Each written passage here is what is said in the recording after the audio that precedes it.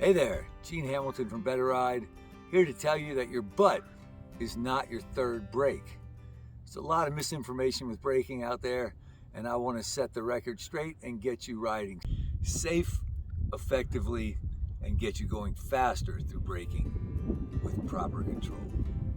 So getting your weight back while you're braking puts you in what I call the flying catapult position, and I'll demonstrate that right now.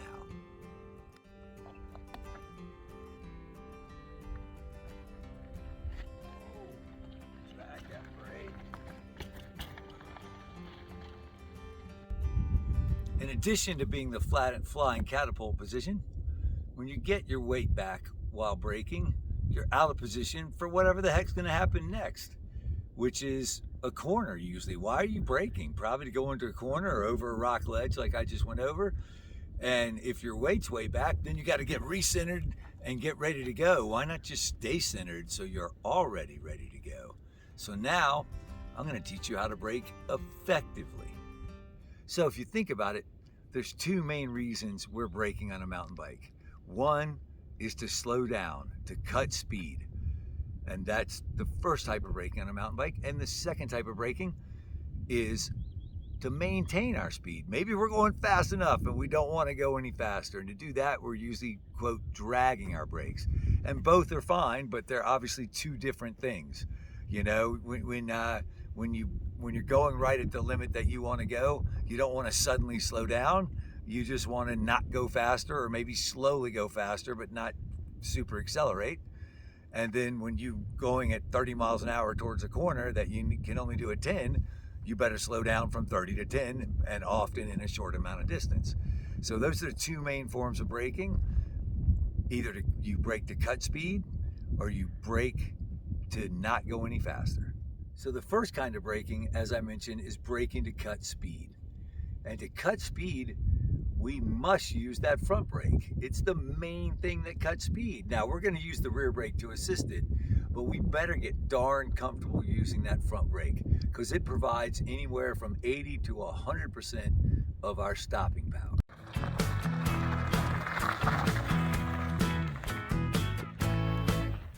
And speaking of cutting speed, when we're cutting speed, again, mostly using that front brake, we're going to be cutting speed in a straight line.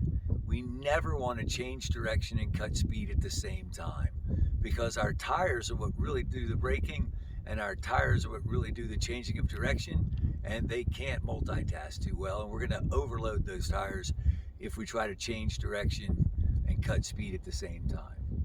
So we cut speed in a straight line.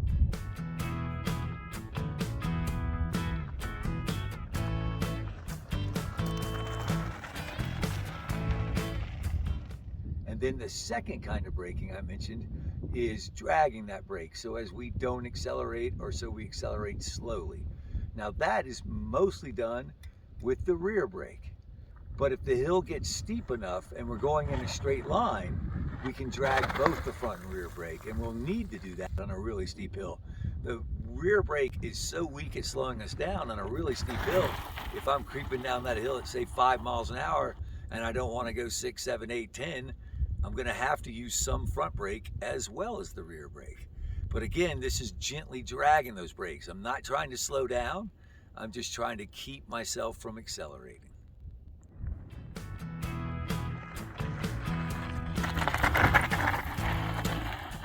So, one of the biggest fears people have with braking, especially with that front brake, is they're afraid they're gonna flip over. They're gonna do an endo. And I understand that fear, because we've probably all seen videos of people doing that.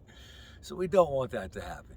And there's one simple reason that does happen sometimes, but it should not happen to you if you brake correctly. And why that is if I'm nice and centered on my bike and relaxed, like I've taught all my students to be, if you think about it, the brakes are on my bike. They're not on my body. So my bike weighs approximately 30 pounds and I weigh approximately 180 pounds. So when I apply those brakes, especially that powerful front brake, my bike wants to slow down, but my body wants to keep on going. So what I need to do when I'm braking is to make sure that my body decelerates at the same rate my bike does, and then there's no chance of flipping over. And that means I need to stay centered throughout the braking process, not get pitched forward. And I do that by bracing myself against my bike.